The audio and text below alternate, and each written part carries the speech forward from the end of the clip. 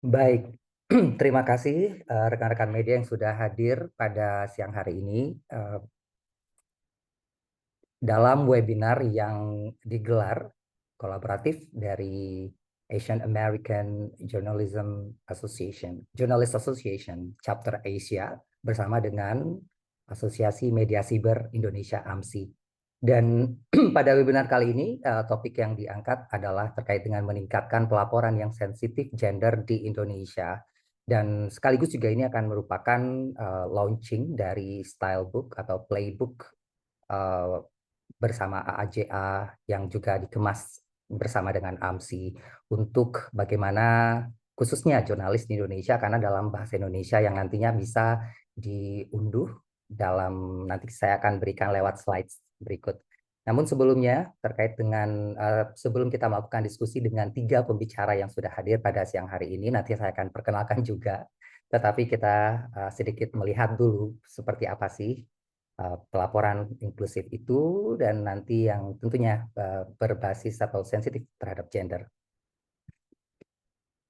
Nah, saya sedikit menggambarkan terkait dengan bagaimana Asian American Journalist Association ini yang sudah ada keanggotaan lebih dari 1.500 di seluruh Amerika dan juga di Asia, diluncurkan sejak 1996 dan terbuka bagi profesional media berita dan juga mahasiswa jurnalisme. Dan kalau kita lihat keragaman ini yang menjadikan AAJ Asia ini memiliki keunggulan editorial untuk di kawasan Asia Pasifik.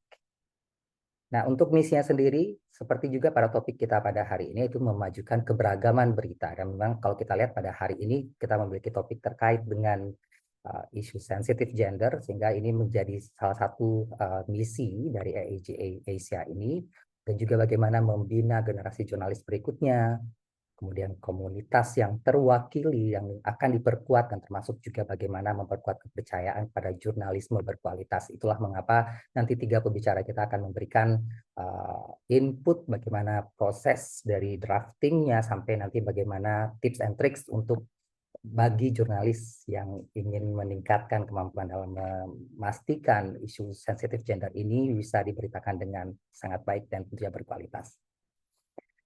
Dan juga masih dalam konteks kesetaraan, keberagaman, dan inklusi. Dan tentunya ini yang menarik adalah dari perspektif Asia. Ini yang perlu kita garis bawahi, karena tentunya ada lokal konteks yang sangat dipahami tentunya dari 3 pembicara. Kita nanti akan ngasih informasinya, dan kita terkait dengan bagaimana tahun 2021 laporan penelitian diluncurkan di 7 pasar, baik di Hong Kong, Indonesia, Jepang, Korea Selatan, Filipina, Singapura, dan Taiwan.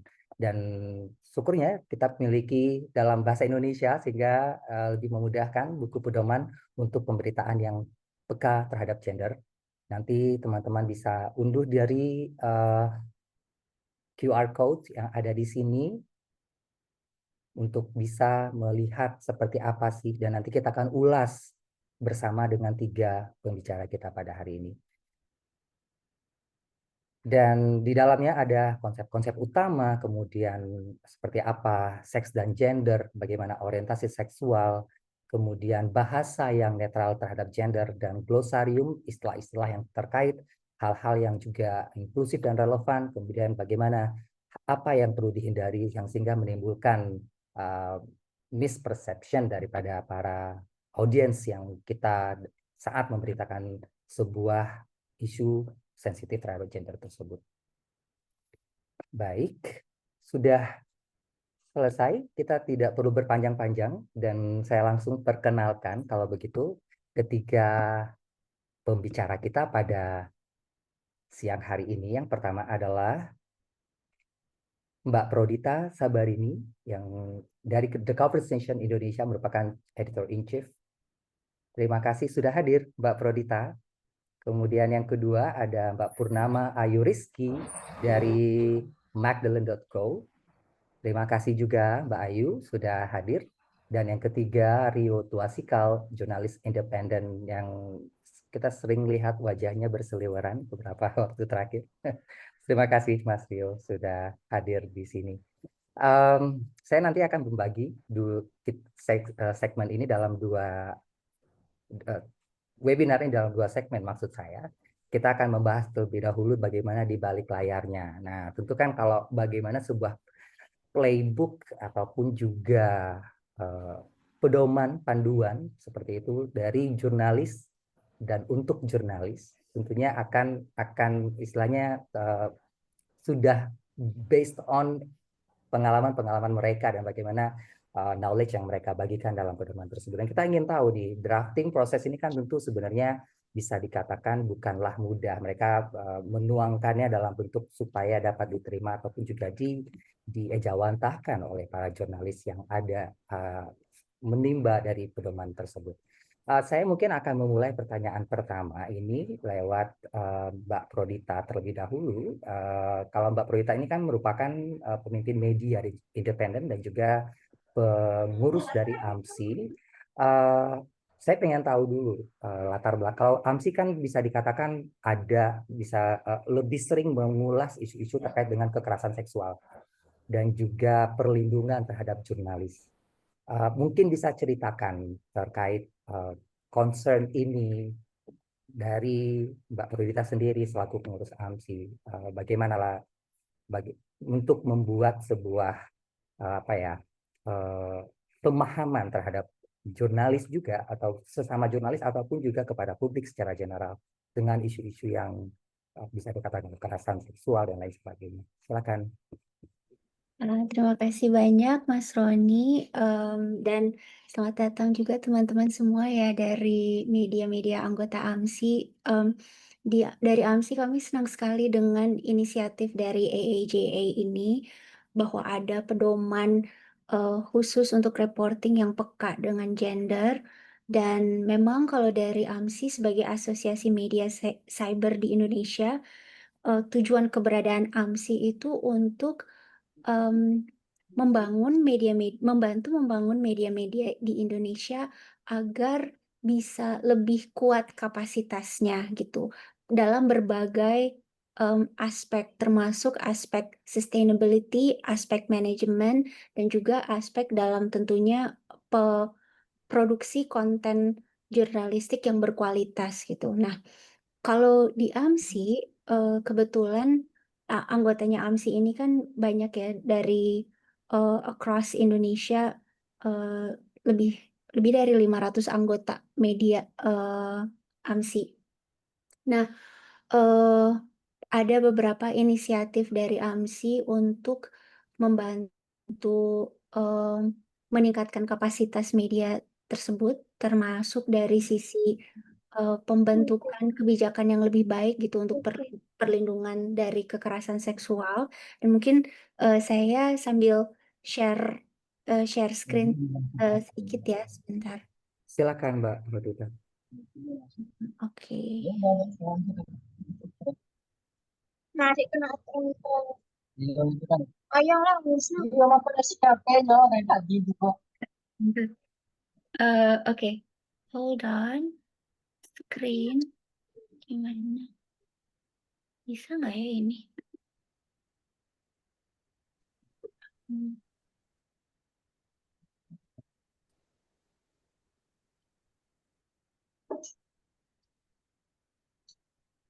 Sebentar ya, aku coba dulu ya. Bener nggak ya?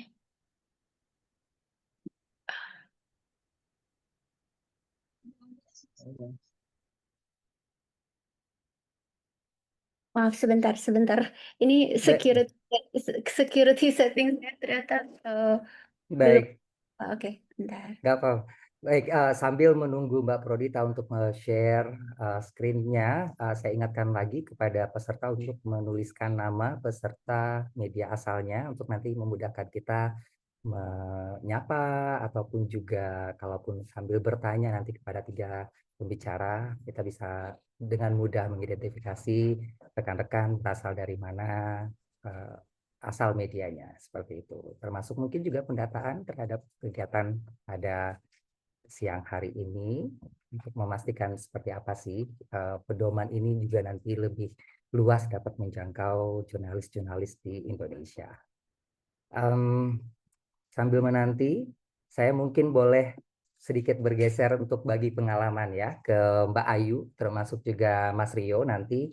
Eh, Mungkin singkat masing-masing saja, karena kalau Mbak Ayu dan Mas Rio ini buat teman-teman, for your information, bahwa memang mereka terlibat langsung dalam proses pembuatan dari style book ini atau playbook ini untuk pedoman isu sensitif gender. Nah, saya pengen tahu dulu nih dari Mbak Ayu, dulu saat ketika proses drafting ada challenge apa sebenarnya yang dihadapi. Saya izin ke Mbak Ayu dulu ya, Mbak Perdita, nanti saya kembali. Maaf tadi aku Nggak ada. apa-apa.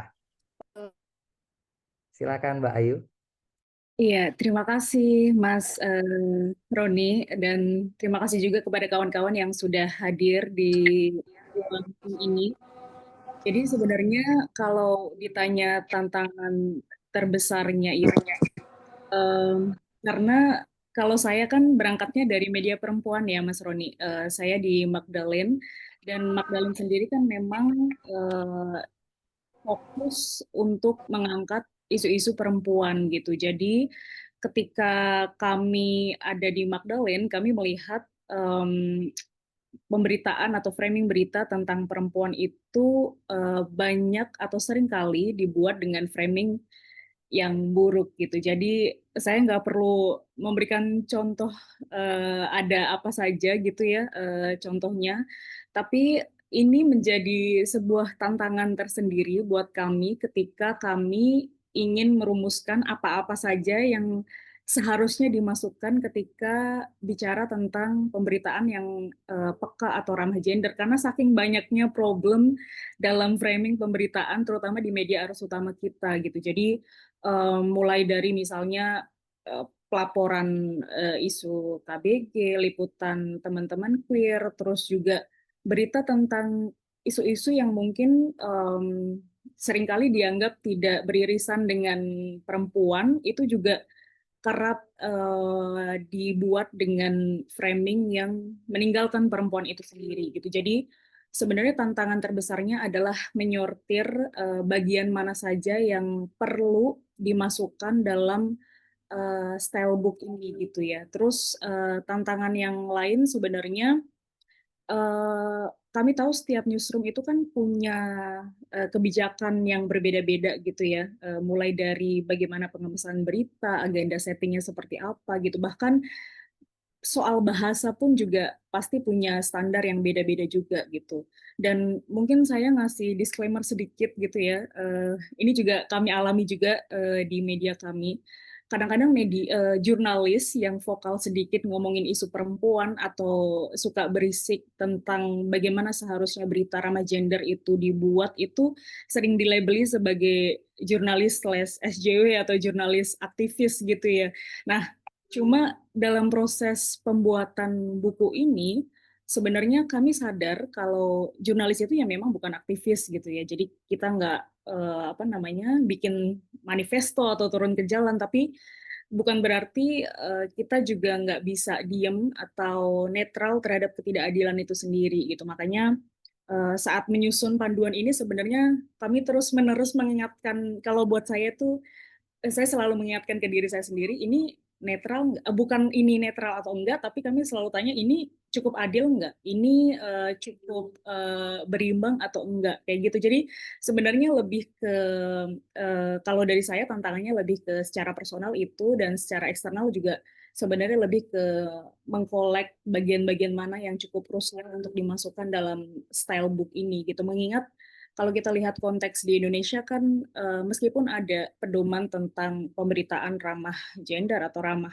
terhadap anak gitu, tapi kan belum cukup komprehensif gitu ya. Karena kan kita lihat kalau bahkan dalam konteks misalnya pemberitaan tentang kawan-kawan queer sendiri itu kan juga terus menerus berubah gitu ya, dari segi nomenklatur, dari segi nama. Dulu kita taunya ada istilah coming out, tapi dari teman-teman queer sendiri mempromosikan istilah letting in gitu-gitu. Jadi sebenarnya tantangannya lebih ke situ sih, keinginan untuk terus belajar juga gitu ya selama proses pembuatan ini, dan juga mengunpack tadi nilai-nilai yang menurut kami ini adil atau enggak, ini netral atau enggak, kayak gitu sih sebenarnya Mas kalau dari saya.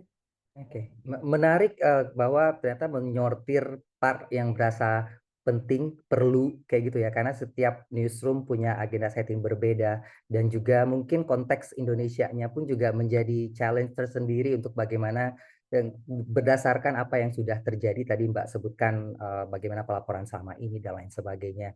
Saya akan hold dulu untuk ke Mas Rio-nya, tapi saya kembali ke Mbak Prodita. Untuk bisa share screen, silakan untuk memberikan sedikit pemaparan terkait bagaimana AMSI menyoroti isu-isu terkait dengan sensitif gender ini. Silakan Mbak Prodita. Baik, terima kasih.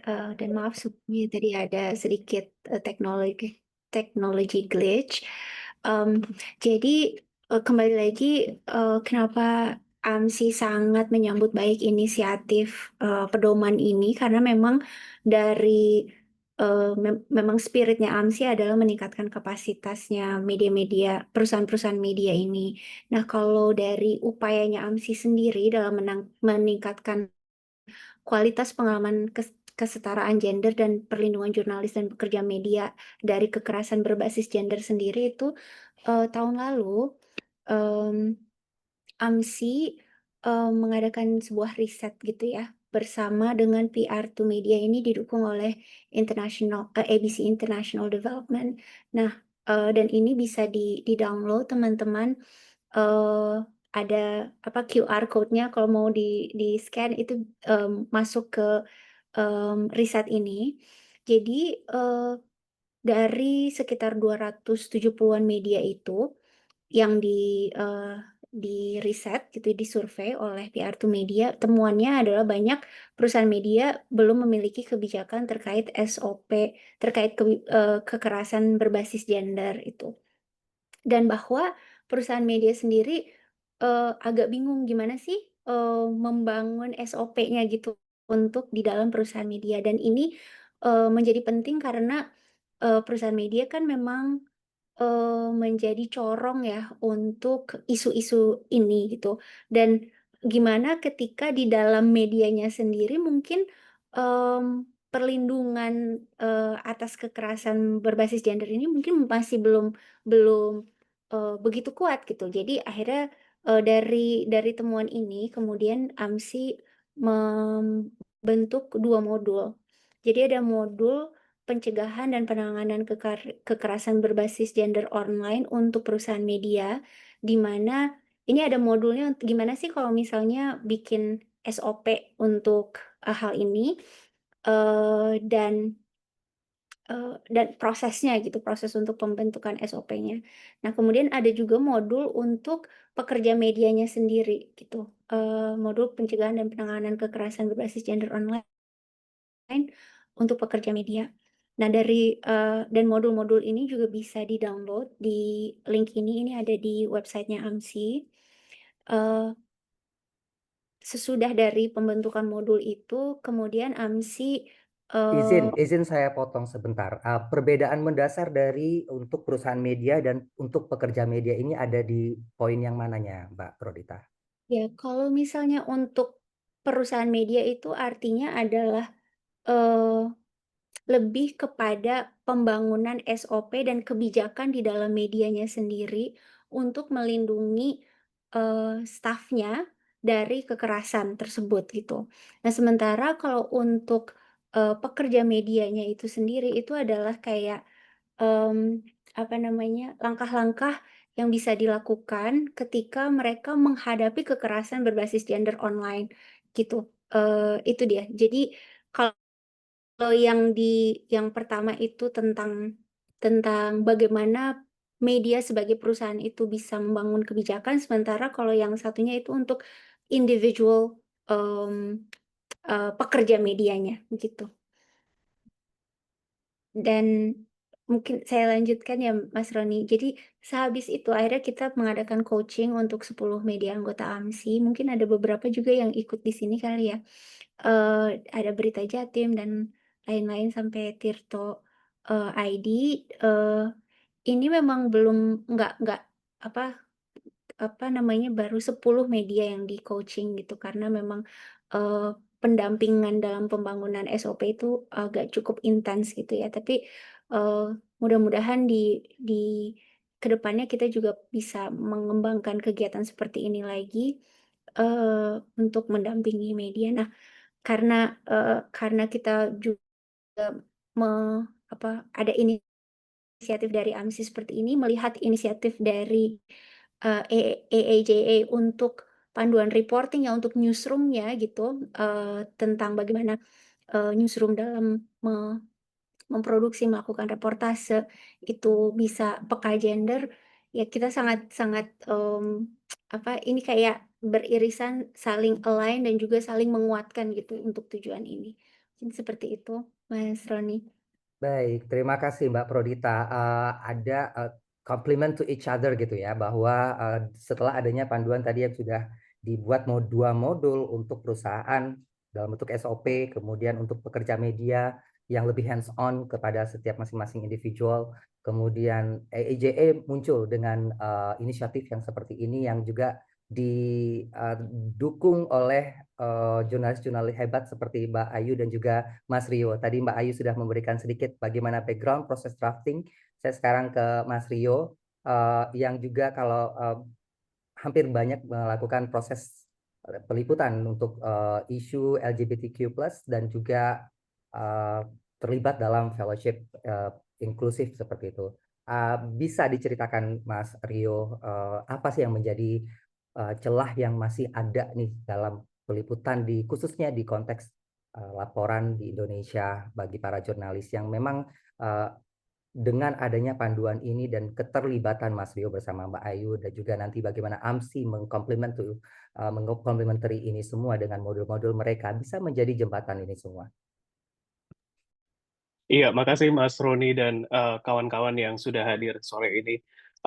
Saya ngerasa selama 10 tahun bekerja gitu ya, dulu di KBR gitu, banyak meliput isu-isu ini, tantangannya tuh sama gitu. Jadi biasanya kita ini, saya juga termasuk wartawan, kita ini kan dikejar deadline ya. Jadi seringkali mengandalkan satu narasumber gitu. Terus kita nggak bisa cross check gitu. Kita ya udah deh dapat pernyataan apa adanya gitu. Kita tambah-tambahin dikit terus kita publish gitu. Nah, dari segi keberimbangan jurnalistik aja, tentu teman-teman tahu kan ini salah gitu. Nah, masalahnya praktik yang seperti ini itu kalau dilakukan terhadap liputan mengenai kelompok minoritas, ini kerusakannya tuh double gitu. Karena selain kita uh, tidak melakukan kerja jurnalistik, disiplin jurnalistik yang tinggi gitu dengan melakukan verifikasi dan cross check gitu, ada juga narasi kebencian yang kita amplifikasi. Nah, contohnya, kalau tadi Mbak Ayu nggak mau ngasih contoh, saya mau kasih contoh deh. Satu yang lagi rame di Bogor bulan lalu ada penggerbegan apa yang disebut pesta gitu ya. Nah, di sini kan kelihatan banget banyak sekali jurnalis yang terjebak pada satu narasumber gitu, yang adalah kepolisian. Nah, masalahnya kepolisiannya fair atau enggak gitu. Apakah dia diskriminatif? Apakah ini betul-betul merupakan tindakan kriminal atau sebetulnya upaya kriminalisasi gitu? Jadi kita mesti ngelihat lebih jeli gitu dalam memberitakan isu-isu sensitif seperti ini. Nah, kelompok LGBTQ memang masuk kategori kelompok minoritas gitu ya. Jadi peliputan mengenai kelompok minoritas memang perlu assessment dan juga kejelian gitu yang lebih tinggi dan ada kalau orang bilang tuh more sensitivity and care gitu. Jadi kita lebih sensitif, kita lebih mencurahkan tenaga ekstra gitu untuk peliputan kelompok minoritas. Misalkan kalau yang kemarin di Bogor, ada yang menyebut langsung pesta gitu ya, ada yang menyebut tapi ada juga beberapa jurnalis yang sebetulnya sudah berupaya menetralkan narasi kebencian dari kepolisian itu. Misalkan apa yang disebut polisi sebagai pesta gay gitu. atau pestanya diberi tanda kutip gitu. Dan apa ya, mempertanyakan juga di badan beritanya bahwa apa buktinya gitu, apa buktinya. Ada barang bukti dan lain-lain, apakah itu apa namanya, mendukung pernyataan kepolisian gitu. Nah, sekarang secara prinsip, karena berita penggerebegan ini hampir tiap tahun kayaknya ada ya, setiap berapa bulan sekali. Jadi saya kira ini penting sekali buat kita sebagai jurnalis nih teman-teman, buat melihat gitu. Kita bergeser perspektifnya dari perspektif yang moral, yang relatif, tapi geser ke perspektif hukum dan perspektif kesehatan. Karena biasanya kan dianggapnya, oh ini pelanggaran gitu ya, makanya digerebek sama polisi. Tapi kita mesti lihat dulu, apakah betul ini pelanggaran gitu. Karena dari ICJR, Indonesian Consortium for Justice Reform gitu udah bilang, hubungan seks antara orang dewasa yang konsensual ini nggak bisa dipidana. Jadi polisi juga menggunakan undang-undang pornografi ini nggak pernah. Jadi ditangkap tapi nggak pernah bisa didakwa gitu. Karena ini emang nggak ada kesalahan hukumnya, nggak ada pelanggaran hukumnya gitu. Masalah acara yang digerebek polisi ini gitu. Pakai undang-undang pornografi nggak bisa. Pakai undang-undang apa namanya yang lain gitu ya, ITE nggak bisa gitu. Kecuali kalau ini melibatkan anak atau enggak orang yang sudah menikah. Nanti kenanya pasalnya pasal perselingkuhan gitu. Tapi kalau ada, pertama ya, yang di Bogor itu tidak ada bukti bahwa itu ada hubungan seks. Kedua, kalaupun ada hubungan seks, di acara lain misalkan ada hubungan seks itu antara dua orang dewasa, persetujuan keduanya, itu nggak bisa dipidana, teman-teman. Jadi kita tuh mesti, sebagai jurnalis ya, kita juga mesti lebih pintar dikit gitu. Kalau misalkan kita gitu ya, kita dapat tilang nih sama polisi, kita kan bisa berargumen ya. Nah, polisi itu sebenarnya suka cari-cari pasal juga gitu. Nah, acara-acara yang kayak gini, ini kan sering banget dirazia gitu, digerebek. Nggak pernah lanjut sampai di penjara karena nggak ada kesalahannya gitu. Nah, kedua soal ini singkat ya sebelum saya kembali ke Mas Roni. Yang kedua ini soal kesehatan, soal HIV/AIDS. Seringkali dibilang HIV/AIDS apa namanya sumber apa jadi alasan gitu ya penggerbekan dan lain-lain. Itu kalau dari data teman-teman, dari data Kemenkes, data penanggulangan HIV/AIDS dan PIMS yang terbaru ya tahun 2024 itu menunjukkan oke, homoseksual itu 30%, tapi heteroseksual tuh 27%. Jadi teman-teman itu nggak ada bedanya. Mau heteroseksual, mau homoseksual, itu bedanya cuma 3%. Nah, masalahnya kenapa? Kalau homoseksual itu selalu seolah-olah jadi sumber penyakit HIV gitu. Padahal yang heteroseksual itu 27%, cuma beda 3%. Itu nggak pernah kan ada kayak, oh ini heteroseksual dirazia gitu, terus disuruh tes HIV gitu. Nggak pernah ada kan. Karena itu kita bisa melihat sebenarnya jangan-jangan razia ini upaya apa ya, polisi cari berita aja gitu, jadi atensi gitu. Karena sebenarnya inti masalah itu nggak ada, baik dari kesehatan dan pelanggaran hukum itu nggak ada gitu.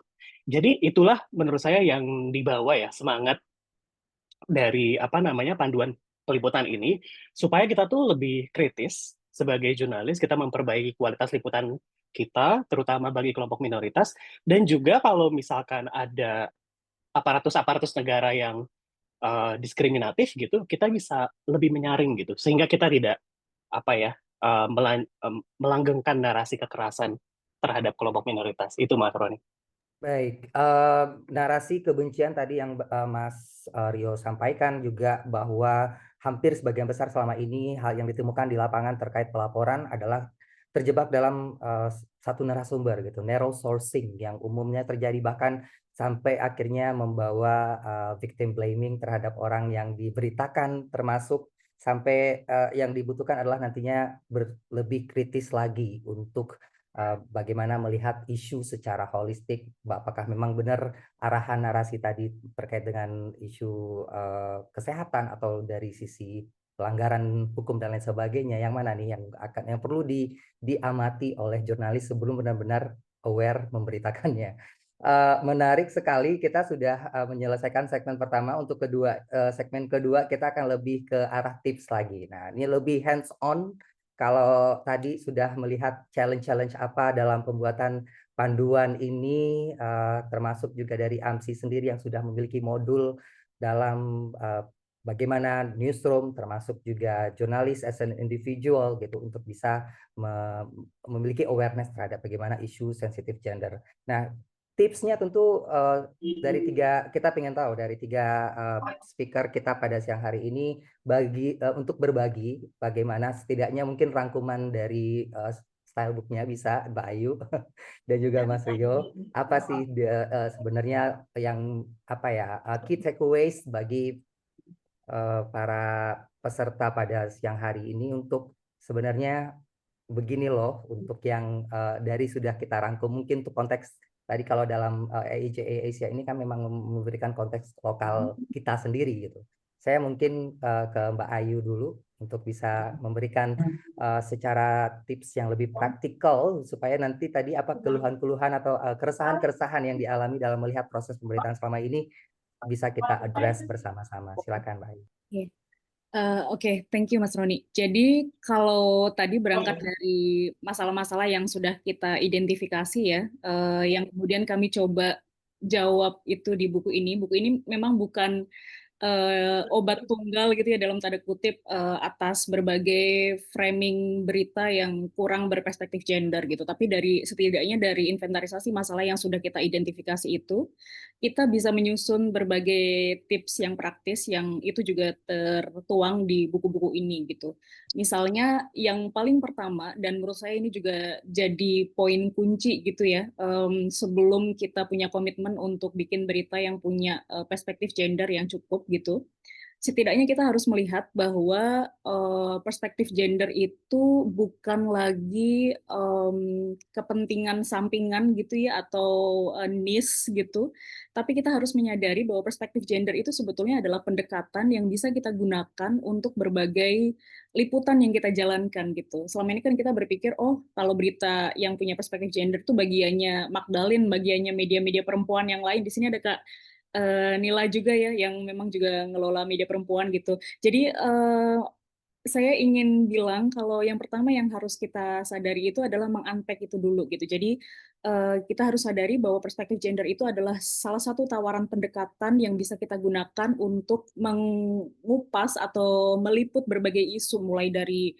isu olahraga, isu politik, sosial, ekonomi, bahkan hingga bencana ekologis misalnya, itu satu. Terus yang kedua, sebenarnya di stylebook ini tuh sudah ada berbagai kemudahan gitu ya, mulai dari panduan yang praktis dari identifikasi antara apa itu beda gender dan seks. Kan kadang-kadang kita itu sering nyaru gitu ya, beberapa jurnalis bahkan sering mencampurkan antara identitas seksual dengan orientasi seksual misalnya, dan itu juga sebenarnya sudah dijelaskan dalam buku ini gitu. Jadi ini sebenarnya adalah ikhtiar supaya kita bisa, para jurnalis ini bisa lebih mudah untuk menulis berita gitu kan. Terus yang kedua sebenarnya kalau menurut saya yang juga bisa menjadi tips yang bisa diaplikasikan di ruang redaksi dan itu juga disarankan di sini itu sebenarnya adalah tentang partisipasi atau mengikut sertakan perempuan atau yang kita sebut sebagai kelompok rentan di sini gitu ya. Karena kalau kita lihat data yang ada itu kan sekarang terutama di Indonesia kita melihat bahwa seringkali kalaupun kita mengangkat atau mau wawancarain perempuan misalnya gitu, pasti jumlahnya tidak akan dominan gitu, pasti akan lebih dominan misalnya dari segi subjek dan narasumber itu pasti laki-laki gitu. Yang diwawancara misalnya pakar pun, bahkan kami di media kami sendiri pun juga masih kesulitan untuk menentukan atau menemukan pakar perempuan gitu. Dan ini kan terafirmasi dalam berbagai data yang bisa kita lihat di berbagai sumber gitu ya. Jadi kita bisa mulai untuk kita harus ngasih suara nih, kita harus menginklusi suara-suara perempuan dan kelompok rentan. Tapi ngasih suara di sini bukan berarti sebatas tokenisme aja gitu, tapi betul-betul mengajak mereka untuk ngomong apa sih sebenarnya yang yang mereka alami, apa kerentanan yang mereka hadapi gitu. Karena kalau saya mau mengeko ceritanya Mas Rio tadi ya yang soal berita berita persekusi yang ada di Bogor itu kan kalau kita lihat dari temuannya LBHM sendiri juga bahkan framing media nasional juga masih banyak mengecualikan suara-suara dari kelompok minoritas, kawan-kawan queer, kawan-kawan LGBT gitu. Jadi mungkin itu tips yang kedua yang bisa teman-teman upayakan gitu ketika menulis berita yang ingin lebih peka gender gitu. Terus yang ketiga justru ini yang paling penting. Jadi selama ini kan kita melihat kalau perempuan dan juga kelompok minoritas itu seringkali diobjektifikasi gitu ya, diseksualisasi, diobjektifikasi atau dikasih cap atau stereotip di media gitu ya. Jadi bukan dipotret sebagai subjek atau individu yang utuh, tapi cuma jadi objek aja gitu. Jadi di stylebook ini sebenarnya ada berbagai saran yang bisa kita lakukan gitu ya untuk lebih lebih ramah pemberitaannya, jadi tidak lagi mengobjektifikas, tidak lagi menseksualisasi tubuh perempuan misalnya, atau tidak ngasih stereotip-stereotip atau cap-cap yang seringkali kita masih temukan gitu, misalnya kayak tadi ya contoh yang sempat disebutkan itu misalnya tentang identitas gitu, kayak kan kadang-kadang kita suka ngasih identitas apa namanya ke narasumber misalnya laki-laki atau perempuan gitu, ada juga penjelasannya, atau pasangan suami istri gitu, seolah-olah dalam dunia ini memang selalu biner gitu, padahal sebenarnya kita bisa aja menggunakan istilah misalnya pasangan si partner atau partner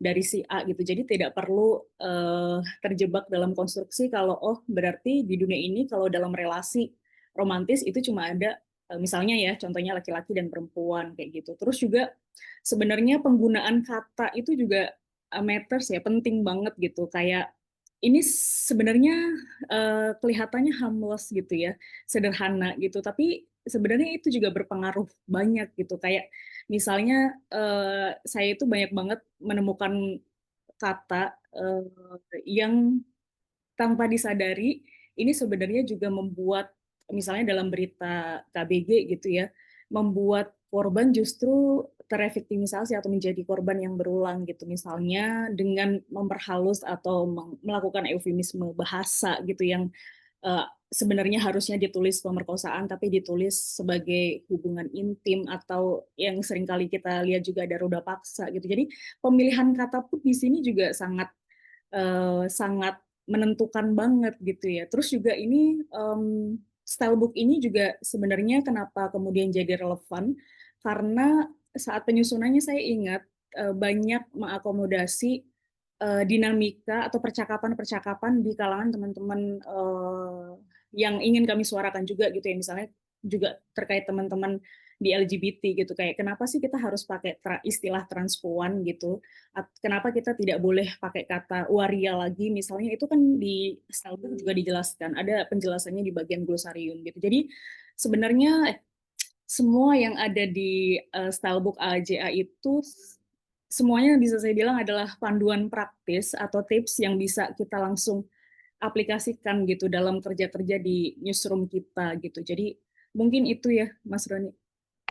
Baik, beberapa poin tadi saya juga mencatat bahwa masih minimnya pelibatan suara-suara minoritas di dalam pemberitaan, yang pada akhirnya muncul buku panduan ini untuk secara praktikal sebenarnya untuk mengajak dengan mudah sebenarnya bisa dengan implementasi secara langsung. Tetapi sebelum ke Mbak Prodita, saya ke Mas Rio lagi. Apakah semudah itu untuk nanti dari panduan ini kita implement bagi jurnalis-jurnalis?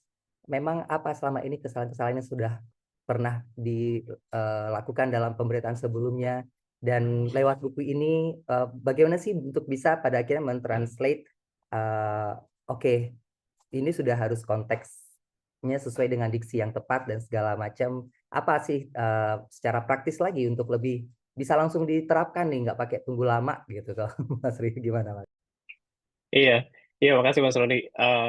Dari saya singkat aja. Jadi pertama, pedoman ini menurut saya sangat berguna buat uh, mendalami pemahaman ya. Banyak sekali penjelasan istilah-istilah teknis gitu.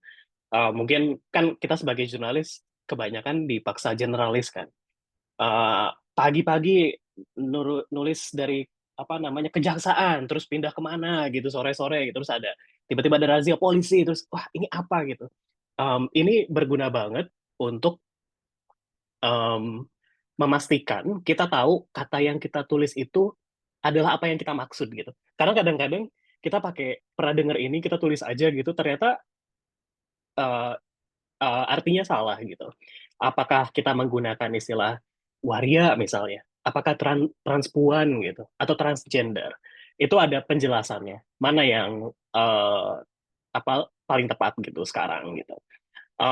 Kemudian banyak juga kan istilah-istilah yang mungkin kalau teman-teman mendengar dari kelompok NGO pendamping gitu. Kadang-kadang NGO pendamping juga istilahnya teknis banget gitu ya. Misalkan apa namanya uh, misgender gitu. Terus ada heteronormativitas gitu. Gender fluid. Apakah itu download pedomannya? Silahkan lihat di pedomannya. Ada di halaman 20 teman-teman. Apa itu yang membedakan apa namanya? Kan kadang-kadang kita tuh sebagai jurnalis mau nanya malu ya. Kan kita kan kelihatannya kayak pinter gitu dari luar ya. Mau nanya malu gitu. Nah ini pedoman ini nih menjawab dan di tengah era ketika gini semua kita bisa Google tapi hasilnya kadang-kadang ada hasil yang nggak akurat gitu. Nah, definisi yang ada di pedoman ini udah terjamin karena dari para ahli, dari pakar di bidangnya gitu, dan ini udah dicek gitu. Jadi kalau teman-teman berpatokan pada dokumen ini sangat aman gitu. Dan kalau teman-teman dipertanyakan, oh kamu pakai istilah ini gitu, oh saya pakai definisinya dari pedoman ini. Ini pedoman ini menurut saya bisa ngasih apa ya, semacam pemahaman bersama gitu di kalangan jurnalis. Nah, yang kedua, kembali lagi ke semangatnya tadi Mbak Ayu juga udah mengungkit banyak gitu ya, dan tadi Mbak Prodita juga kan ingin teman-teman di AMSI juga meningkatkan kualitas liputannya gitu. Menurut saya adalah kalau ada berita yang narasumbernya tunggal, itu apalagi untuk isu sensitif, kita kasih waktu deh ekstra gitu buat nyari narasumber kedua itu aja. Selemah-lemahnya iman menurut saya. Selemah-lemahnya iman narasumber kedua. Misalkan ada berita penggerebekan lagi nih atau razia gitu ya. Sorry nih contohnya, soalnya lagi anget penggerebekan dan razia. Setidaknya ada narasumber kedua. Misalnya, biasanya kalau di teman-teman di apa di luar Jakarta gitu ya, itu banyak sekali organisasi-organisasi HIV/AIDS yang juga mendampingi um, kelompok minoritas seksual LGBTQ gitu. Jadi misalkan bisa tanya kontak ke mereka gimana sih pendapatnya gitu. Karena biasanya kan banyak razia ini yang ujung-ujungnya pakai narasi tes HIV gitu. Mungkin bisa ditanyakan narasumber kedua gitu. Um, atau kalau yang di Jakarta udah banyak juga organisasi-organisasi yang advokasi gitu, itu bisa ditanyakan. Ada LBH masyarakat misalnya, ada kalau untuk perempuan misalnya ada LBH Apik gitu, ada banyak sekali orang-orang yang mau bersuara gitu dan sebenarnya nunggu di kontak sama teman-teman wartawan. Jadi dua aja dari saya dari pedoman ini. Pertama adalah diksi, kita tahu betapa pentingnya diksi buat jurnalis, dan kedua adalah narasumber kedua. Itu aja take away-nya dari pedoman Baik. ini. Baik, terima kasih Mas Rio. Penting sekali bahwa ketika diksi ini akan menggiring pembaca tentunya, ngelit kemana nih yang mau pesan yang ingin digaungkan oleh seorang jurnalis tadi, sehingga pemilihan diksi yang tepat ini menjadi krusial. Dan juga bagaimana memastikan tadi, saya setuju sekali ketika baru dapat satu narsum tuh kayaknya udah deh, selemah-lemahnya iman, tunggu deh sampai dapat yang kedua. Kita ke Mbak Prodita. Dua pembicara kita terlibat dalam pembuatan proses panduan ini. Dari Mbak Prodita melihat kehadiran panduan ini, seperti apa nantinya akan mampu mendorong perubahan dengan juga yang tadi saling complementary apa yang sudah AMSI luncurkan dengan lewat dua modul tadi. Harapannya dia akan nge-push apa sih nantinya bagi para jurnalis tentunya ke depan, tentunya mungkin jadi harapan kita semua. Iya, Mas Roni. Jadi, untuk mendorong kesetaraan gender dan keberagaman ini adalah sebuah kerja yang nggak bisa kayak overnight gitu ya. Karena ini adalah perubahan mindset harus ada cultural shift gitu. Dan di mana kita semua umumnya kita apa ya kayak tumbuh dan besar di budaya yang mau nggak mau masih terpengaruh oleh budaya patriarki. Jadi tanpa sadar sometimes kita tanpa ada apa ya either niat buruk kemudian melakukan apa tindakan-tindakan yang harmful terhadap masyarakat yang rentan gitu. Nah, kegiatan seperti ini harus selalu dilakukan agar pemahaman dan kayak kita semua diingatkan itu sangat penting gitu kan. Dan eh, kenapa pedoman ini sangat penting? Karena ini menjadi tools yang eh, yang sudah ada. Like aku rasa banyak orang yang kemudian kalau dari sisi penghayatan itu ya setuju gitu ya. Iya kita harus melakukan reporting yang peka gender. Tapi how do we actually do it gitu. Nah ini si pedomannya ini memberikan like it's a toolkit yang kayak gimana caranya oh ya lihat ke situ lihat ke pedoman itu gitu dan eh ini bisa apa si pedoman ini untuk mendorong kesetaraan gender dan keberagaman ini komitmennya itu kan harus datang dari semua lini gitu em, dari pemimpin medianya pemimpin redaksi semua staff dan eh, ketika ada pedoman ini kita bisa semuanya bisa saling mengingatkan ingat nggak gitu.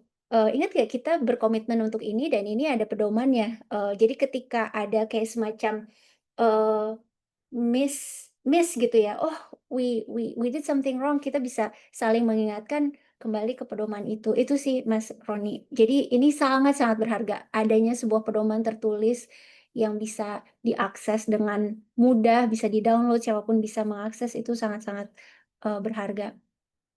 Baik, secara practical hands-on gitu, itu semua sudah ada tertuang dalam pedoman ini yang tadi di banyak ahli yang ikut meramu bersama, termasuk jurnalis yang memang memiliki kedekatan terhadap isu sensitif gender ini pun turut berpikir sedemikian rupa untuk memastikan bahwa ini konteksnya sangat cocok untuk kita juga karena ada dalam bahasa Indonesia. Nanti saya akan ulang lagi untuk menampilkan QR code untuk bisa diunduh. Tetapi kita sudah menuju ke sesi tanya jawab. Saya berikan kesempatan kepada peserta dulu untuk raise hand dan memberikan pertanyaan, bisa di-address ke salah satu pembicara atau mungkin sekaligus ketiganya jika memang relevan pertanyaannya. Kita buka untuk 2 orang penanya. Boleh raise hand. Oke, Ibu Nila. Silakan Ibu Nila dulu, silakan. Mas Roni, boleh? Halo, selamat sore. Kedengeran suara saya? Kedengaran Ibu, silakan. Menarik sih ketika ada panduan ya. Nanti saya minta PR-nya lagi. Tadi nggak sempat memotret atau mungkin boleh disimpan di grup AMSI ya. Tapi ada hal yang juga saya ingin tanggapi ketika tadi beberapa narasumber mention bahwa rata-rata kita hanya mendengarkan apa yang disampaikan oleh polisi ketika ada kasus misalnya itu ketangkep ya, dianggap pesta seks misalnya. Sejauh ini kalau kebetulan saya di Palembang ya, di Palembang itu kelompok tadi misalnya bisa mereka masih lebih nyaman disebut waria kalau di sini ya, di sini lebih nyaman disebut waria gitu, karena ada transpuan, ada yang LGBT misalnya, itu misalnya masih lebih nyaman disebut waria. Mereka juga kesulitan selama ini gitu, mengakses media gitu, karena masih banyak atau masih tingginya antipati terhadap kelompok mereka. Kalau kebetulan kalau kami sudah bareng ya karena sama-sama di isu HIV/AIDS di Palembang, Jadi keluhan mereka tuh, aduh kami udah pernah ingin menyampaikan statement kami, tapi tidak pernah ada kecuali media Wong Kito misalnya sama Sumber Cahaya yang mau um, menulis menyebarluaskan statement mereka terkait dengan informasi yang salah berhubungan dengan pemberitaan media misalnya terkait dengan kegiatan mereka gitu, dan mereka juga secara rutin sih sebenarnya mengajak wartawan atau media untuk ikut terlibat ketika mereka ada acara misalnya, karena mereka sekarang kan isunya inklusi itu sampaikan ke mereka gitu, dan program mereka juga sampai ke ke masyarakat kayak gitu. Tapi tadi ada batas, mayoritas yang media masih membatasi gitu loh, koneksinya dengan kelompok ini. Itu sih tanggapan sedikit, dan minta juga tanggapan dari narasumber. Baik, terima kasih Ibu Nila. Berarti tidak ada pertanyaan ya, saya asumsikan hanya memberikan tanggapan. Terima kasih. Dan tadi saya ada yang ingin bertanya, saya sempat oke. Bapak Mas, Almansur, oke, silakan. Mas Roni, boleh saya bertanya? Silakan. Mbak Roni, terima kasih atas kesempatannya. Saya Mansur dari jurnalis di Maluku Utara. Terkait dengan pembahasan kita pada sore hari ini tentang bagaimana sih isu-isu gender dalam peran-peran jurnalis yang disampaikan di judul di sini, itu pedoman untuk pemberitaan PK gender, membahas prinsip praktik jurnalisme yang lebih inklusif dan perspektif gender. Nah, mungkin dari apa nih tema yang disajikan ini, bagi kami di jurnalis di Maluku Utara, memang rata-rata yang disinggung oleh Mbak Ayu dan narasumber yang lain tadi, mungkin ini belum sempat belum memberikan gambaran yang spesifik terhadap kami, karena mungkin AMSI salah satu organisasi jurnalis yang memang tergabung dalam beberapa jurnalis, memang dalam melihat isu gender ini memang sangat rentan kami di Maluku Utara. Memang beberapa kali di pertemuan-pertemuan atau agenda-agenda seperti ini, banyak jurnalis yang salah kaprah untuk menentukan mana narasi yang dipakai dalam penulisan berita dan mana narasi yang tidak dituliskan dalam pemberitaan. Nah, itu kadang-kadang kami di Maluku Utara, di jurnalis di kabupaten kota di Maluku Utara abaikan soal itu. Pertanyaan saya terhadap ketiga narasumber dengan materi ini, mungkin saya lebih bertanya di sisi bagaimana sih para ketiga narasumber ini melihat isu-isu dalam jurnalisme ketika peliputan untuk dalam mengangkat isu gender. Memang kadangkala yang disampaikan Mbak Ayu tadi itu saya sepakat, karena ada kata atau diksi-diksi dalam pemberitaan itu tidak mencerminkan bahwa tidak peka terhadap korban, dan malah ada relasi kuasa antara jurnalis dan pelaku dan kuasa hukum pelaku, hingga pemberitaan itu tidak seimbang atau tidak cover both side. Tadi yang disinggung narasumber yang terakhir, bahwa untuk mencari narasumber yang bisa menjembatani soal bagaimana sih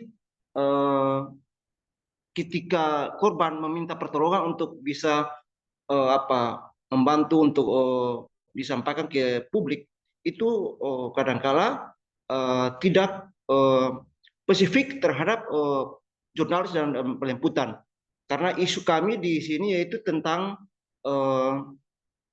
kekerasan seksual di daerah pertambangan. Ini masih minim kami pun dalam peliputan di apa kabupaten kota maupun di apa daerah pertambangan. Ini kira-kira dari ketiga narasumber ini melihat bagaimana sih ketika mengangkat sebuah kejadian atau isu yang hangat ketika terjadi di Maluku Utara, itu kadangkala bagaimana sih melihat karena kami di sini itu dari kepulauan, jadi rentan kendali antara jurnalis ketika peliputan di daerah terpencil itu terkendalanya soal jarak antar tempuh. Itu yang masih minim. Yang berikut, Baik. ketika kami melakukan peliputan di daerah pertambangan, itu kayak saya bisa kasih narasumber kasih kalau tipsnya tadi pedomannya sudah, tetapi saya lebih menyoroti ke soal apa gaya penulisan ketika cara mengangkat apa pemberitaan terhadap pekah atau berperspektif gender terhadap isu-isu gender ketika wartawan itu diangkat atau dituliskan atau diterbitkan. Kadangkala kita selalu abai di situ. Ya mungkin saya bisa kasih apa mohon pencerahan atau apa ya semacam kayak penulisan seperti apa ketika mengangkat isu gender ketika di daerah-daerah pertambangan.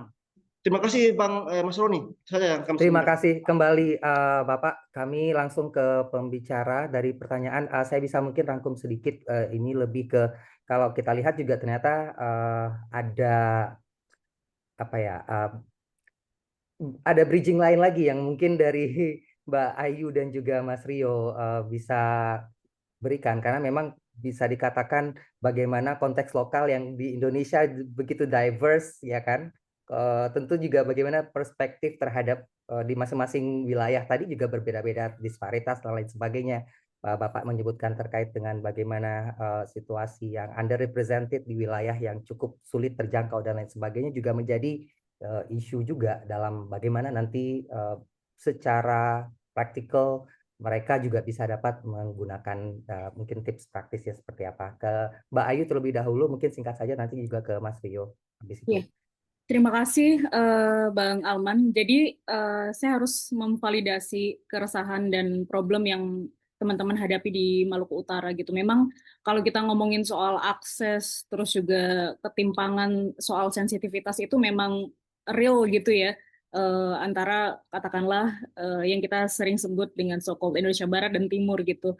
Jadi saya ingin memvalidasi itu gitu. Tapi di sisi lain saya juga ingin bilang bahwa sebenarnya ketika kita ngomongin tentang peningkatan sensitivitas gender itu kita nggak melulu harus mengacu pada satu sumber tunggal gitu ya.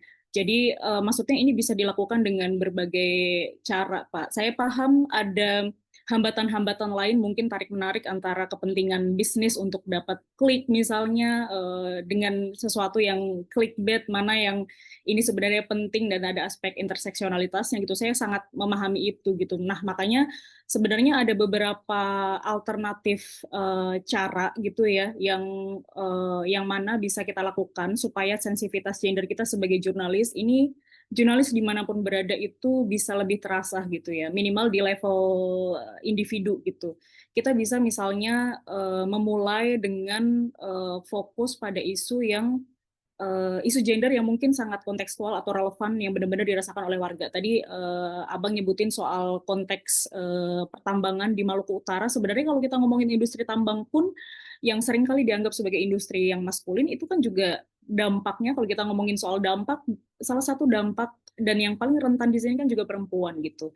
Dalam beberapa kasus bahkan saya sering mendengar cerita di mana perempuan-perempuan di sekitar industri tambang bahkan selain mereka rentan, tapi mereka juga bisa menunjukkan ada agensi gitu. Di beberapa daerah bahkan ada ibu-ibu yang mengadang alat eskavator besar, kemudian mendirikan tenda-tenda dan segala macam gitu. Jadi mungkin bisa mulai dari situ gitu. Jadi pintu masuk setiap berita itu kan memang untuk mengasahnya itu supaya lebih punya perspektif gender itu kan lewat angle ya. Nah, mungkin bisa mulai dengan kita mendudukan perempuan di sini sebagai subjeknya gitu. Jadi bukan lagi menempatkan perempuan sebagai lian atau objek atau orang yang merasakan dampak, tapi bisa aja kita geser, misalnya kita bikinlah perempuan jadi punya agensi di sini gitu. Jadi kita bikin perempuan jadi aktornya gitu. Terus yang kedua, mungkin tips yang lain juga, kan kalau kita ngomongin tentang sensitivitas gender itu ada banyak jenisnya ya. Misalnya kita bisa berpatokan dari bahasa gitu ya. Jadi kan ada bahasa-bahasa yang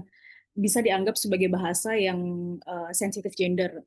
Saya bisa mengkategorisasi itu sebagai dengan 4 kategori. Misalnya, apakah bahasa yang teman-teman jurnalis produksi itu mempromosikan seksisme misalnya, atau kepercayaan bahwa satu jenis kelamin atau seks itu bisa lebih berharga dari yang lain gitu, itu satu. Terus yang kedua, apakah ketika teman-teman memilih menggunakan diksi ini, judul ini, atau dengan ilustrasi atau visual itu juga berpengaruh ya. Apakah saya ada bias mengaitkan gender tertentu dengan peran atau aktivitas, misalnya saya di sini langsung menyebutkan bahwa perempuan pasti kaitannya dengan kerja domestik, misalnya itu kan stereotip juga gitu. Jadi hal-hal seperti itu juga bisa di cross check lagi dalam pemberitaan yang teman-teman susun. Terus yang ketiga juga selain seksisme, stereotip juga penghilangan gitu.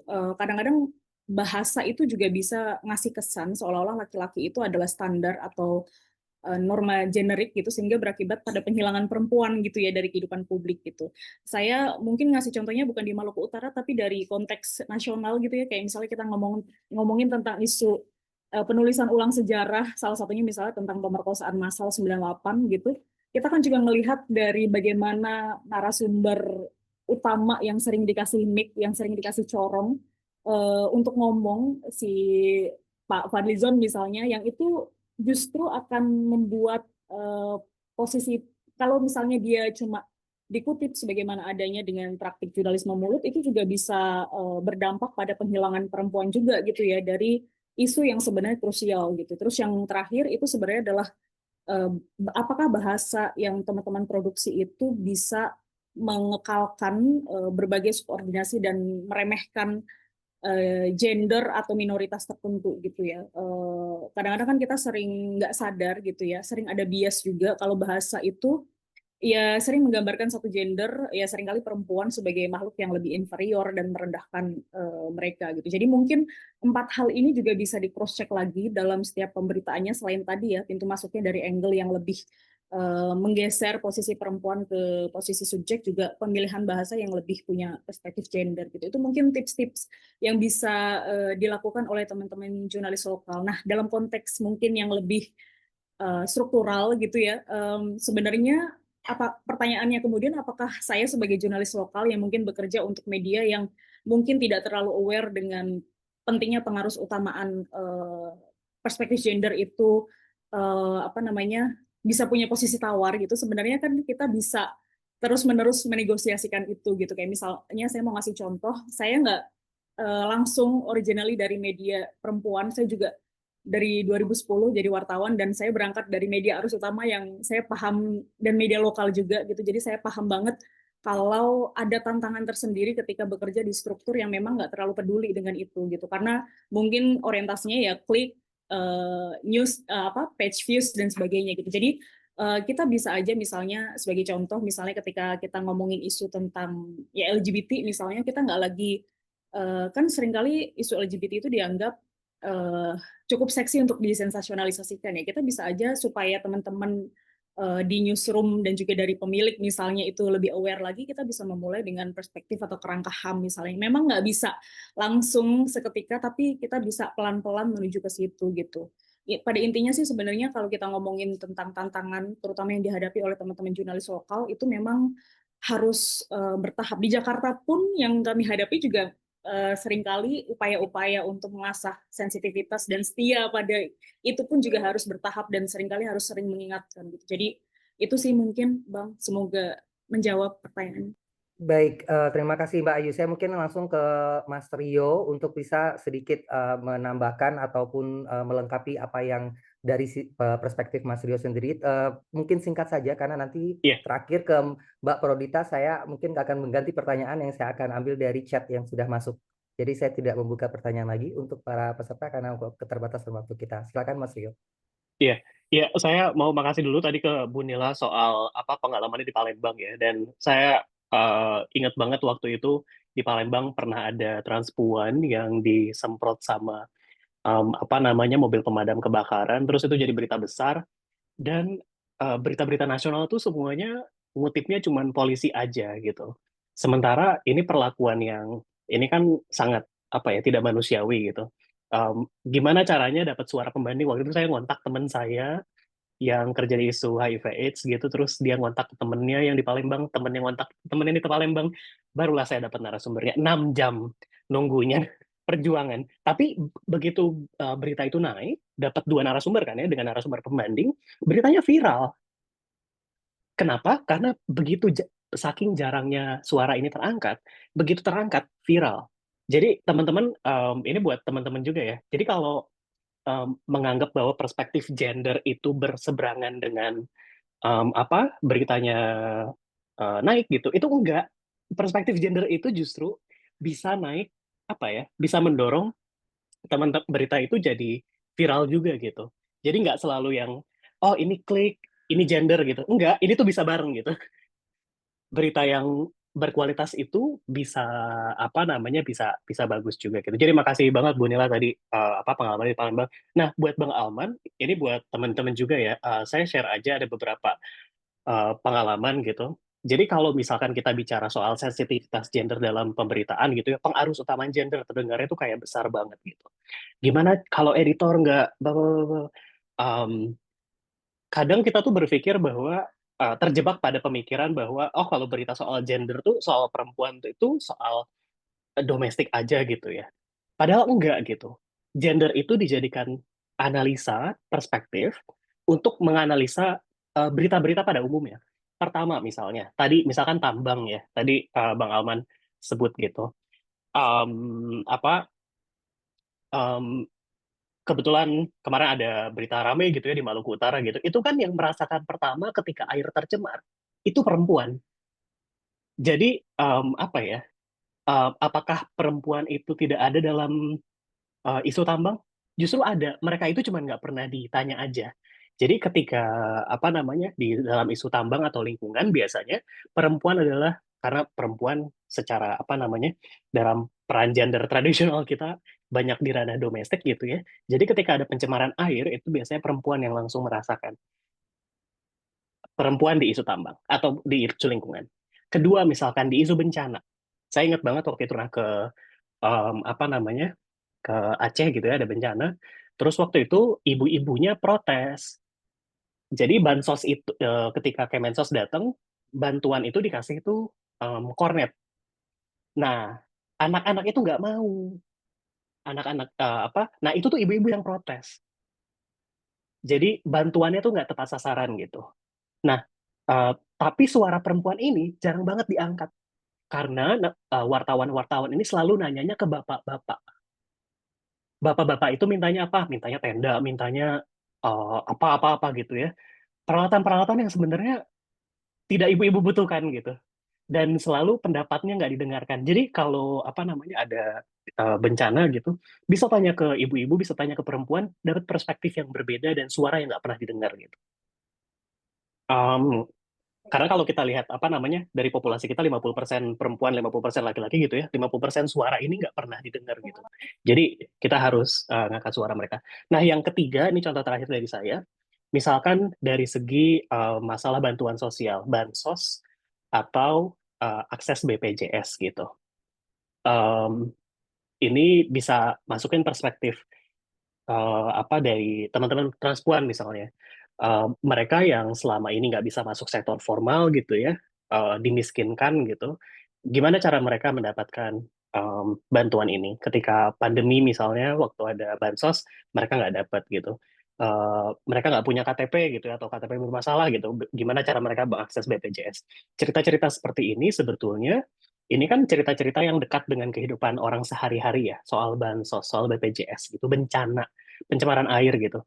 Perspektif gender itu bisa diterapkan ke semua cerita gitu.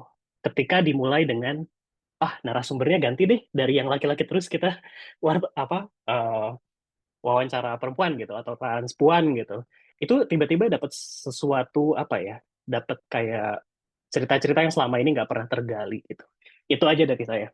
Ya, Baik, Mas Roni.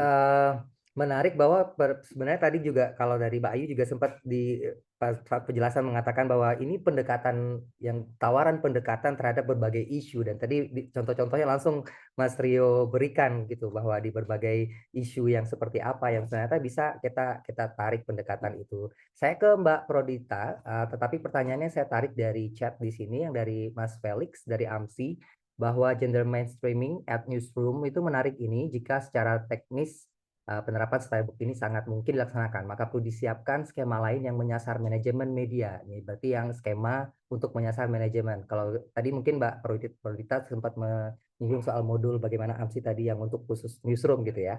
Nah, inklusivitas dalam produk jelas penting. Nah, bagaimana AAJA melihat kemungkinan mainstreaming ditarik ke arah kebijakan manajemen perusahaan yang dapat diupayakan. Nah, kalau ini kan tadi sudah dijelaskan oleh Mbak Ayu maupun juga Mas Rio terkait pedoman AAJA Asia ini. Nah, kalau dari Mbak melihatnya, apakah ada kemungkinan bisa ditarik ke arah manajemen seperti apa?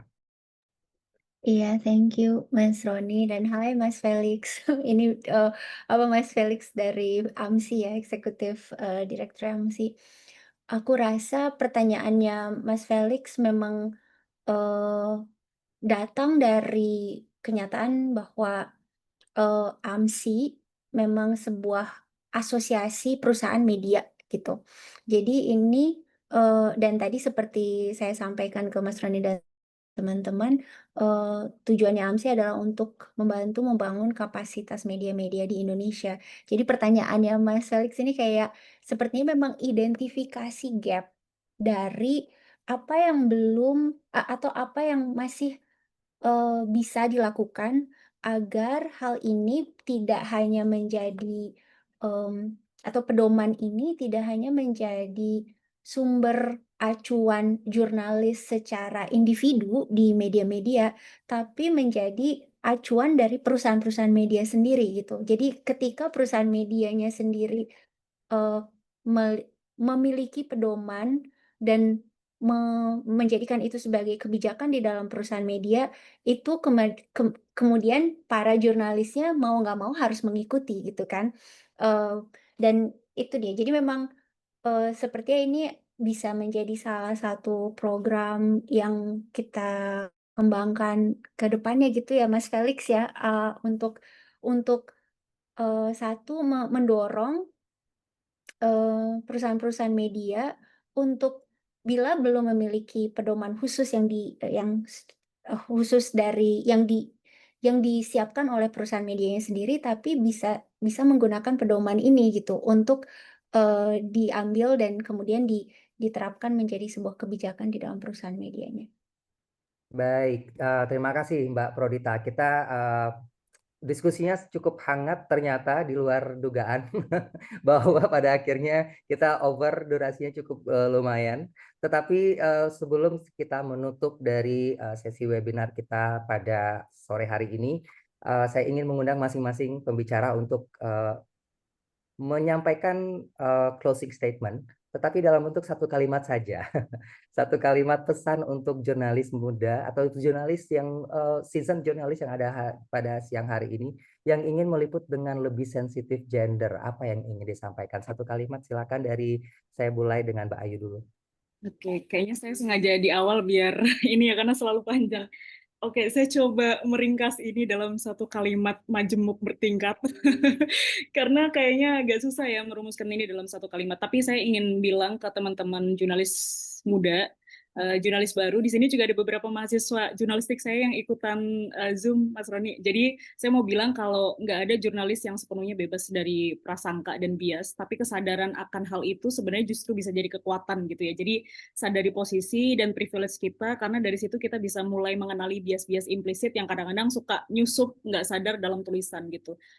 Boleh satu kalimat tambahan bonus ya. Jadi ketika meliput isu gender juga pahami kalau diskriminasi, kemudian seksisme dan segala macam itu juga sering datang berbarengan, berlapis gitu, mulai dari kelas, ras, ekspresi, identitas gender, orientasi seksual. Jadi tugas kita sebagai jurnalis sebenarnya adalah tidak lagi mencatat suara mayoritas, tapi juga berempati dan mencari sebenarnya siapa yang dilenyapkan atau disenyapkan oleh sistem itu, karena imparsialitas buat saya itu bukan berarti membekukan nurani kita sebagai manusia gitu ya, sebagai jurnalis. Itu mungkin satu kalimat majemuk bertingkat. Wow. Nggak apa-apa, terima kasih. Awareness itu perlu ditingkatkan, setuju sekali, dan terkadang memang kita nggak pernah aware atau terkadang ada muncul unconscious bias yang tiba-tiba menyelinap dalam diksi-diksi yang kita gunakan, yang kita udah rasa ini udah paling netral banget gitu, tetapi ternyata tanpa disadari. Mas Rio, silakan. Iya, karena pendek, jadi saya mau nge-echo pernyataan Mbak Ayu tadi. Saya catat secara verbatim. Tugas kita sebagai jurnalis itu bukan mencatat suara mayoritas, tapi jadi platform bagi mereka yang disenyapkan gitu. Kalau dari saya, ingat sebagai jurnalis itu kita harus patuh pada keberimbangan jurnalistik gitu ya. Jadi kalau ada satu suara tunggal, hati-hati, apalagi kalau suaranya bernada-nadanya kebencian terhadap kelompok tertentu, hati-hati, kita harus lebih sensitif, jangan sampai kita malah jadi mikrofon gitu buat suara-suara kebencian ini. Dan ya itu akhirnya menyebabkan kerusakan kepada kelompok minoritas dan rentan. Terima kasih. Baik, Mas Rio, terima kasih. Selanjutnya, Mbak Prodita. Kalau dari saya itu untuk para jurnalis, kita beroperasi saat ini dalam lingkungan digital yang transformasinya luar biasa gitu ya. Semua orang bisa menjadi creator, semua orang bisa bersuara. Nah, yang membedakan jurnalis menurut saya adalah tanggung jawab yang diemban dari profesi ini gitu.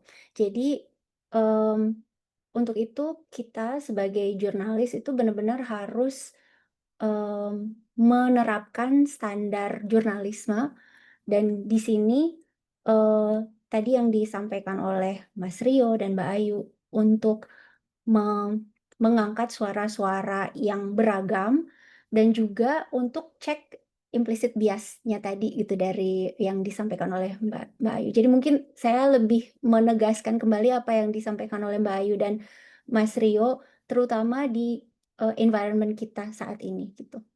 Baik, menarik pembicaraan kita semua. Mari kita berikan virtual applause untuk ketiga pembicara kita pada siang hari ini. Sore sudah menjelang sore ini. Terima kasih saya ucapkan kepada Mbak Prodita Sabarini, The Conversation Indonesia, dan juga pengurus AMSI, kemudian Mbak Purnama Ayu Rizky, Magdalene.co, dan juga Mas Rio Tuasikal, jurnalis independen. Dan juga teman-teman rekan-rekan jurnalis yang sudah hadir pada sore hari ini, silakan mengunduh dari pedoman. Tadi saya di awal sempat menampilkan slide yang ada QR code, tetapi saya sudah tampilkan dalam bentuk link di sini sehingga bisa langsung diklik saja dan langsung bisa dilakukan proses, ada memasukin data dulu untuk bisa di-download nantinya. Ada ucapan terima kasih dari peserta juga kepada ketiga narasumber. Saya secara pribadi juga mengucapkan terima kasih sekali lagi kepada tidak hanya ketiga narasumber kita, tetapi juga seluruh peserta yang hadir. Semoga benar-benar pedoman ini akan menjadi atau mendorong seperti yang diharapkan ketiga narasumber, bagaimana nantinya menjadi memajukan pola peliputan yang ramah gender di Indonesia. Saya Roni Satria pamit. Terima kasih sekali lagi. Sampai jumpa. Sampai jumpa. Kita foto dulu nggak nih?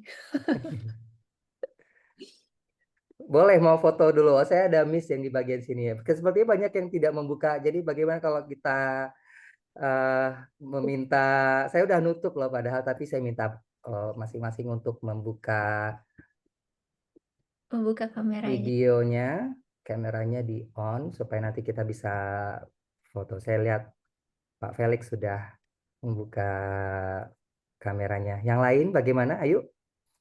Saya juga melihat Pak Hairil, kemudian Pak Bohari, Pak Muhammad Danu. Terima kasih sudah membuka. Silakan yang lagi. Kita masih ada sedikit waktu untuk foto bersama. Sudah bisa kita ambil? Belum? Masih banyak yang belum membuka. Gak apa-apa ya. Baik, kita coba screenshot dulu aja. Baik, 3, 2, 1. Baik, satu lagi. 3, 2, 1. Baik, terima kasih semuanya yang sudah hadir sekali lagi. Terima kasih. Terima kasih Bisa juga scroll ke bawah, semuanya. ya. Selamat Terima sore. kasih. Izin pamit semuanya. Assalamualaikum. Waalaikumsalam, terima kasih Bapak. Mas Roni boleh share materi-materi tadi ya? Materi